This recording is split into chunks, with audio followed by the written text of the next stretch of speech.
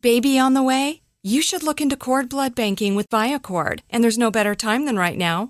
Viacord is offering incredible cyber savings until December 2nd. So for just dollars a day, you can start planning for your family's future health. Visit Viacord.com. That's Viacord.com to learn all about cord blood's benefits and take advantage of Viacord's best price of the year. Viacord.com. Hello and welcome to All Indians Matter. I am Ashraf Engineer. India is home to an estimated 7 crore stray dogs and cats alone, and there are several other stray animals. Animal cruelty is rampant but is taken for granted and not much is done about it. According to a report published by the Federation of Indian Animal Protection Organizations and All Creatures Great and Small, between 2010 and 2020, there were 720 cases of crime against street animals, 741 against working animals, 588 cases against companion animals, 88 against farm animals, and 258 cases against wild animals and birds. About 1,000 assault cases were documented, which included 82 cases of sexual abuse, 266 of cold-blooded murder, and over 400 cases of violent attacks such as beating, kicking, torturing, throwing acid or boiling water, maiming a body part, attacking with a knife or a blunt object. Of these cases, 20 were assault by children. These numbers are shocking, but they are almost certainly a massive undercount. As I said earlier, animal cruelty is considered a given, and the vast majority of cases are not reported. In fact, the study says that most states do not even record crimes against animals, and hence there is no data to analyze. What the study relied on was newspaper reports and other sources. It's not just cruelty, there's also the issue of whether our cities and towns are animal friendly at all. Spoiler alert, they're not. So, what can be done to make them more conducive to our animal companions? All Indians Matter. We have on the show Aditi Nair, founder and chairperson of the Pet Owners and Animal Lovers Foundation, better known as the Mypalclub Foundation. Aditi is a thought leader with more than 11 years of experience in animal welfare. She's an expert in the rescue and rehabilitation of urban stray animals and birds. Her focus is on on-the-spot treatment for strays in low-income areas and geriatric care. She has been a TEDx speaker and has an in-depth knowledge of startups and gearing them towards social impact. Aditi is immensely passionate about the cause of animals and dedicated to creating a change in their lives in a sustainable and scalable manner. Welcome, Aditi. Thank you, Ashraf, for having me here on the show. You're very welcome. I'm really glad that I could come and join in and talk about something so close to my heart. So thank you for this opportunity. You're very, very welcome, Aditi. Let's begin with the Prevention of Cruelty to Animals Act. Now, this act is more than 60 years old, and even the government acknowledges that the penalties are no deterrent. I read somewhere that fines for crimes against animals range from rupees 10 to rupees 100. It's laughable. Surely the law is overdue for an overhaul. Yes, definitely the PCA Act, the Prevention of Cruelty to Animals Act, which was established way back in 1960, is due for an overhaul. I'd definitely say that it is. So the good thing is that it was actually one of the first ever comprehensive acts created for animals anywhere in the world. And it actually, even today, a lot of people do look at it as a masterpiece wherein, because it covers a range of areas where animals are, so to say, used by humans, or as animals are kept as companion animals. And in many of those cases, it applies to most of them. However, yes, times have changed. It's not 1960 anymore. So the value of rupees 10 is no longer what it used to be back in 1960. So yes, an amendment is definitely needed. But see, I feel that only an amendment will not really deter people from sort of being cruel to animals. I think that if we only look towards the law to kind of stop us from doing something harmful to another life form, essentially we are at the very end of the thread. So I think that we must, look at reform at all levels in our society and look at the law as the sort of the last barricade, before we, sort of, it goes down the rabbit hole. So in my opinion, I don't want to start out the question that you said with something very harsh, but I'm just going to still say it. So fundamentally, if we think that rape should not be committed because it is against the law only, that's not how it should be, right? It should be because it's not the rapist should fear the law and then not do it. No, it's because everybody should know that it is not something to be done, right? So in my opinion, the same thing applies to animal cruelty as well. So I do feel that we need to look at creating awareness, compassion at various stages in human life so that we can have laws and implement them, execute them. Everything has to go hand in hand, along with the law. So the law will definitely punish and act as a deterrent for people who do commit crimes. But I think our society in general needs to understand that we coexist with animals, and we need to understand that we need to reevaluate the value that we place on animal life to begin with itself, So that is my thought process on that. I couldn't agree more with you, Aditi. Aditi, I'm a kind of, my heart kind of, it hurts me to even ask the question because I can imagine what your answer is going to be. But in your experience, what are the most common forms of cruelty that are inflicted on animals? So in my experience, my primary work is with stray animals. So I would say that one of the most common forms of cruelty that is actually not even considered cruelty by majority of the public is actually road accidents. So on an average, I have a mobile medical unit and we treat animals on the street.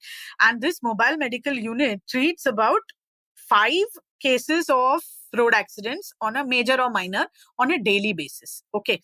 And I'm just talking about Thane city at this time. So you can just imagine what the condition must be in tier 2, tier 3 cities where there is not even like veterinary help or any NGOs or nobody is even working in those areas, So definitely I think road accidents is like a big, big thing. And of course, then there's these cruelty, the extremities of human beings that we see on occasion wherein, they remove anger on the animals. And there's various things that people do to animals. So I'm not going to get into too much detail on that. But yeah, so those are also cases which we come across quite often. And then, of course, there is the slaughter of animals and the dairy industry. In these industries, also the cruelty aspect is very, very high. And it is insurmountable. Like there is no way to measure it. And the pain and the suffering and the loss of life is also extremely high in these, industries as well.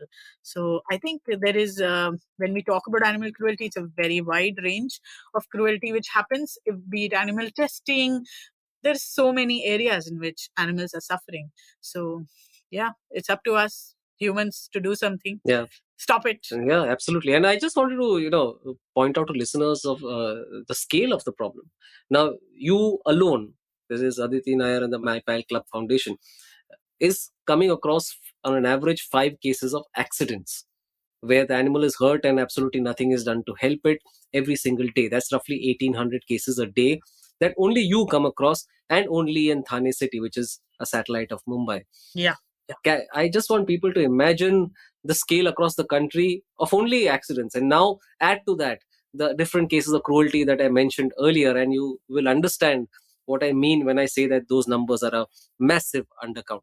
Yeah, absolutely. So, Aditi, typically what happens after a crime against an animal is committed? If the matter even reaches the cops, which is rare, I know, is it taken seriously?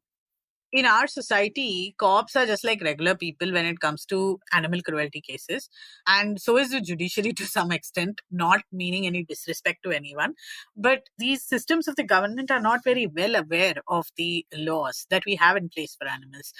And many a times what happens is that we have to explain the laws to these officers when we go with a case of cruelty, be it a road accident or be it cruelty where someone has hit an animal, poured water over an animal, hot water, or has even raped an animal. So we have to actually explain these things. And then there is the whole aspect of where people feel pity for the accused, even though he has committed such a heinous crime, simply because he's a human being, right? He has the right to do it. And human life, as I stated earlier, is not valued enough. So then, there is the whole rigmarole of the evidences and the witnesses holding their ground. There's a lot of political pressure whenever there is any such case. If it's a high profile case, there's a lot of those kind of things which happen. And also, I would say that the judicial process is kind of slow in our country. And I'm referring to cases which there was a case of a road accident which was filed in 2017, and we are still going to court for it. So, and the animal is now fit and fine, thankfully. But the point is that, we are still going to court and answering them. And I don't know if there is going to be a proper resolution to it at any point, Yeah, so it's kind of slow. In my experience, one of the fastest verdicts that we got for animal cruelty was in a dog rape case. And within a year, the accused was sentenced to 5 years in prison. So, and I think that was one of the first such convictions in Maharashtra as well. So I think, if we really put pressure on them and we sit, like with them and we try and explain the law to them, I think the work gets done. But yeah, it's a Yeah. lot of effort. And how would you give the law more teeth? Yeah, so I don't particularly see only the law as an answer to all the problems that the animals are facing. Sure. But I honestly think speaking. rupees 10 to rupees 100 is a ridiculous. Yeah. It's not deterrent at all. Absolutely. So I do feel that, definitely increasing the punishment is something that will deter people from doing these acts in the first place. And I think possibly these cases gaining more limelight in the media, people talking about it, and, generally it's given more importance in general, and it's considered as something important enough to talk about and change to be created about it, then I think there is scope of the law also becoming more, stringent in these matters. So yeah, but honestly, I would look at preventing the cruelty itself, but I know that is all in a utopian world, but that's how I look at the whole situation. Have you had any discussions with the government over all this? And if yes, what has been its response? When it comes to government, mostly whenever we have these cases that we have to file FIRs, etc., for, we normally get the local municipal bodies, etc., involved in it, and then explain to them that we need a postmortem or a vaginal washing. All of this has to be done by the government authorities, And so those things are basically what happens is the government is not so pro, but thankfully we keep writing to everyone possible and getting everyone possible involved, and that way they do end up listening. But it's not, I wouldn't say that it's right up there on their agenda. So to treat animal cases with a great amount of priority. So yeah, so we do try and hope that changes. I want to try and understand the psyche of a person who commits such acts. So where does such cruelty come from? But to say that it is inhuman is an understatement. Right. So I think that we all have it in us to be cruel and to take life. Okay. But it is about knowing that we can and still not doing it, in my opinion, and still choosing to practice compassion over doing something, over, say, running over an animal just because you're 2 minutes late. It's important that you realize that animal's life is going to be over, going forward. Either it's going to be left paralyzed for life, or it's going to be dead, or maybe not eating an animal because you won't like the taste, or not, say, riding an animal because you think it's for pleasure or for any such thing. So I honestly don't think the psyche of the person is very different, unless and until, of course, they are a psychopath or something. Then yes, it is going to be something else. That is a different, it's a psychiatric issue. But otherwise, I would feel that I think it is more about the conditioning and the way people are brought up, and what we think is normal and okay to do to animals. So I think see, if we are talking about psychopaths, they have obviously a lack of empathy from the very beginning, and they lack compassion, and they do not understand what it means, to sort of show that kind of love or affection towards animals. And for those kind of people, I do feel that maybe rather than punishing them directly, I think we must sort of give them more opportunities for mental health treatment and care and facilities so that they can get that. I'm talking of it this from this angle is because back in 2015 there was a case wherein a dog was raped, and the accused was an 18-year-old boy at that time, and he was caught in the act by somebody, and the case was being handled by me itself, and we had a picture of the boy who did this act, okay? And when that picture went onto newspapers and everywhere, one of my friends from Hyderabad called me and said, that boy looks so scared. So I said, yes, there is fear in his eyes because we are standing over him. At that moment, we were standing over him, So the truth of the matter was that he was a boy from rural Bihar who had come to Mumbai with probably dreams of earning a living and sending home money. And what he did with that dog was something that he probably was used to doing with cattle and or other animals he came across in his hometown. So what I'm trying to say is that he probably thought that it was okay to do, and back in his hometown, nobody stopped him. So when it happened here in a metro, immediately he was caught. So, it's about conditioning. It's about the upbringing. It's about thinking what is okay and what is not okay, that distinction. So I think that is where the psyche, I think society plays a major role in this entire shaping these delinquents and establishing what is normal and what is not, And Aditi, many of us actually come across acts of cruelty being committed to animals, but often people don't know what to do at that particular moment. So, as citizens, when we come across such acts, what can we do to stop it? So, the first thing I want to ask you to do is to film it, okay? Because you need evidence, okay? Because I know that you'll probably expect me to say that go and beat that guy up or go and stop him. But if you need to punish that guy, you need evidence. And without solid evidence, your case is not going anywhere. There is no FIR which is going to be filed. Okay, so firstly, you need to film it. You need to obviously stop the guy from doing what he's doing. And you need to then approach the local police station with the evidence that you have. And also make sure that the animal, whatever kind of cruelty has happened with that animal, you have stopped it, and that animal is not in pain and suffering. So you can take the animal to veterinary practitioner and get the necessary medical treatment done. Then go and approach the local police station and file an FIR. Speak to NGOs or animal activists who can guide you with the sections for the law, and explain to the police, which you will have to do, and sit with them and make them read the Prevention of Cruelty to Animals Act or the IPC, whichever section, or the Bombay Police Act, whichever act you mentioned earlier, they are not always aware of. So whichever act they have to read, and then normally the senior officers are very well aware.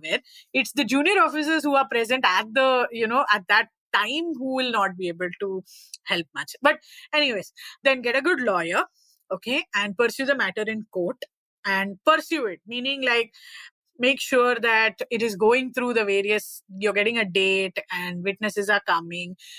Don't succumb to political, threats or demands or any of those things. Make sure that the animal is also well taken care of, and take care of yourself also.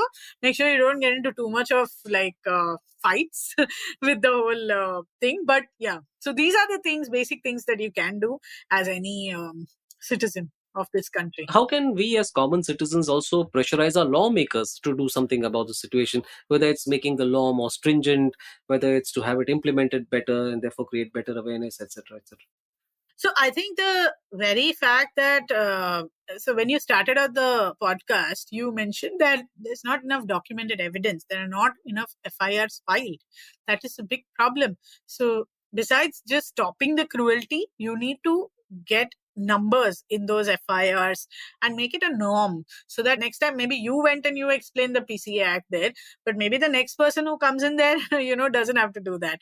So possibly, so once it becomes a bit more commonplace and people are aware of these kind of the law as well as the cruelty which happens with animals, I think that is the only way to pressurize people into do. And of course, the media plays a big role in getting all this, in the limelight and being talked about.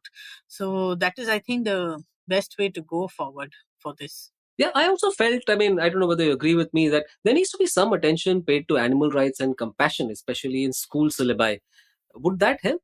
Absolutely. I totally agree with you on this. And in fact, one of the key things that we do is to try and go to schools and colleges and talk to kids, because understand their psyche also. There are kids who are scared. There are kids who are, see, I have never come across kids who are, blatantly cruel to animals. It's more of a thing that, the parents tell them and then they sort of, Yeah, or they out of observe the fear or elders something. do the same thing and they think that's the cool. Yeah. It's fine. Yes, you're right. You're right. Yeah. So I think that if we catch them young, there is like so much hope for the country. And if there are good programs, etc. So we were part of one program with the BMC schools for quite some time. And that was a very effective program because we used to go to the BMC local schools where the kids were from economically backward areas. So that because they live in very close proximity with animals, So I did see a bit of change in the children as well. I think it's very important that all schools just have this sort of thing, and children are made aware from the very beginning and taught compassion from the very beginning. Yeah. I think the inherent compassion needs some underscoring, if I were to put it that way. Absolutely. Aditi, I want to talk about urban landscapes now and whether they are animal friendly. Obviously, they're not. I already gave that spoiler alert earlier. But what's lacking in our cities? How are they animal unfriendly? So I feel that like during urban planning, I don't even think they think they give even like an iota of attention to animals in is what I think, because yeah, there's no consideration for animal life at all when anything is planned in cities. There's no consideration for the stray population or for the wildlife, the urban wildlife which is present either. So like I'll give you an example. There are, every time these big constructions come up in these places, the construction workers normally come and make their settlements there in these areas. And what happens is, because these people are living in, their belongings and all are open and everything, so they bring in dogs into those areas, and those dogs are normally cared for them. And then once the building comes up, the building just throws the dogs all out.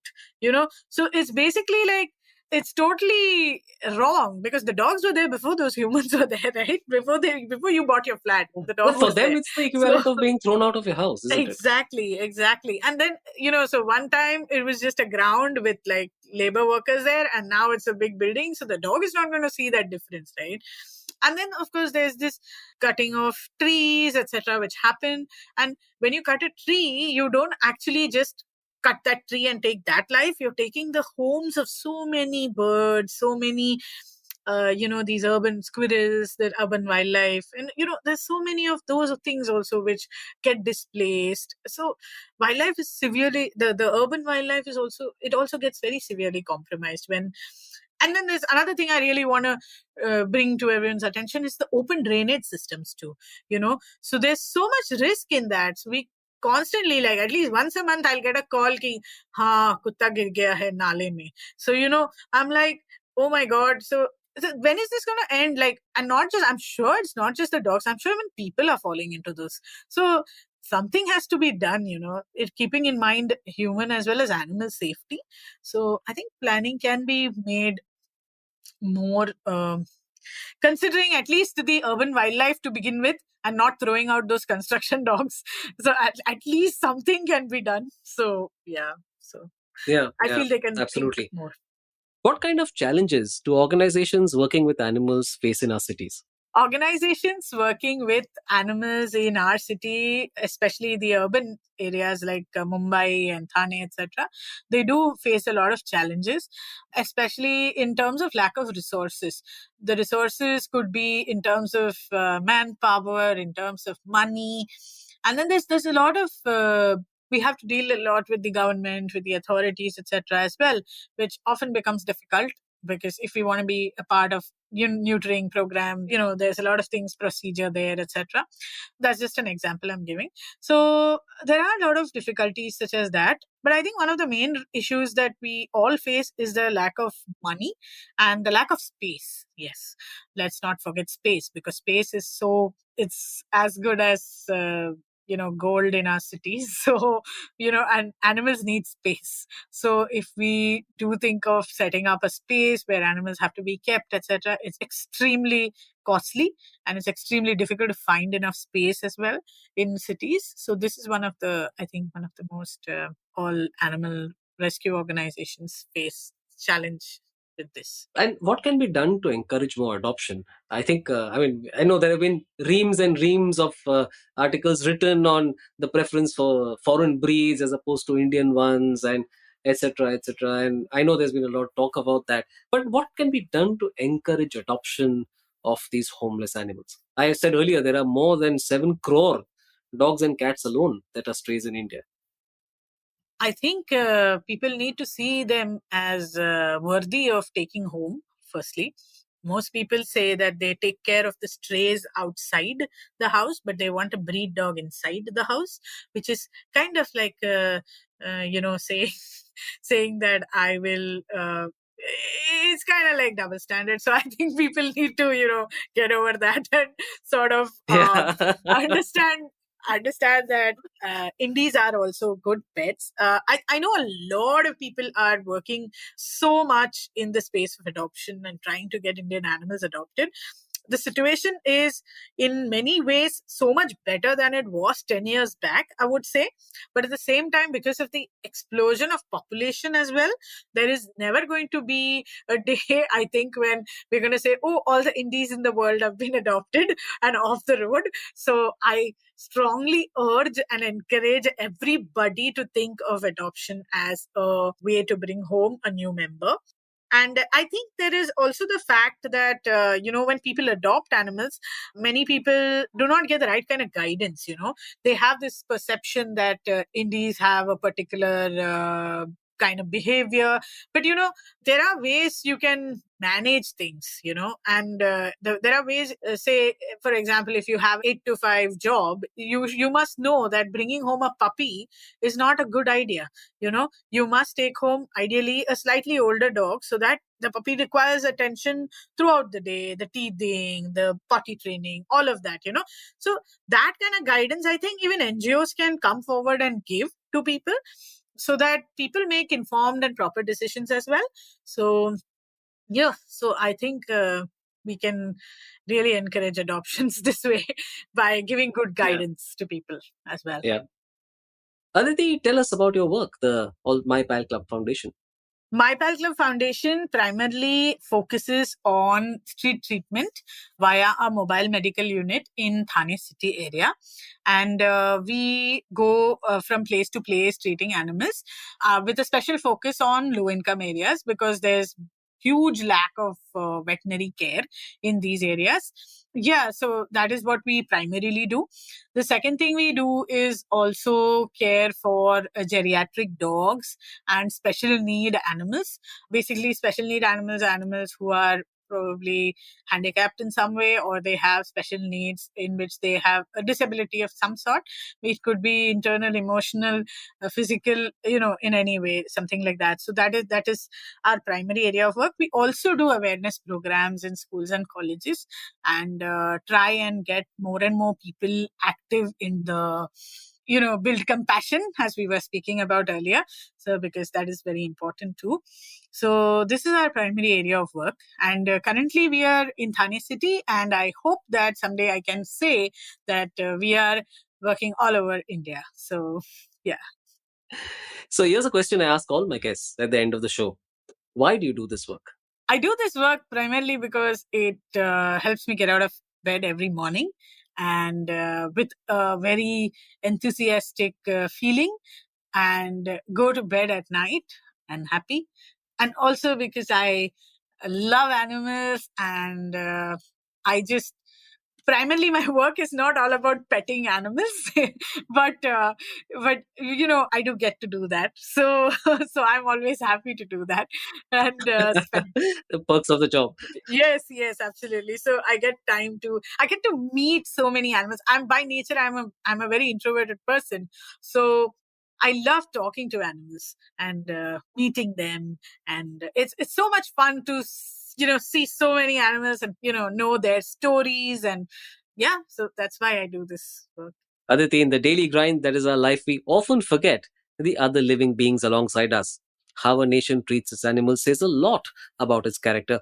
Thank you for telling us how India can do better. Thank you so much, Ashraf, for having me here.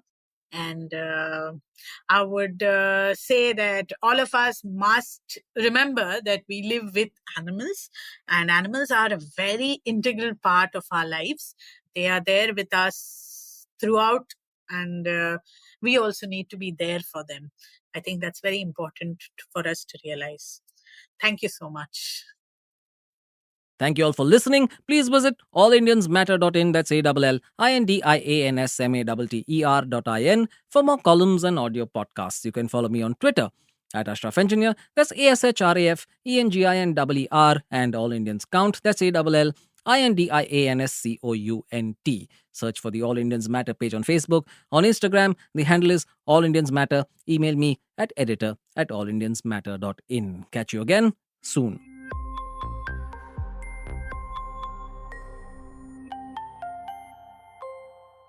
Baby on the way? You should look into cord blood banking with Viacord, and there's no better time than right now.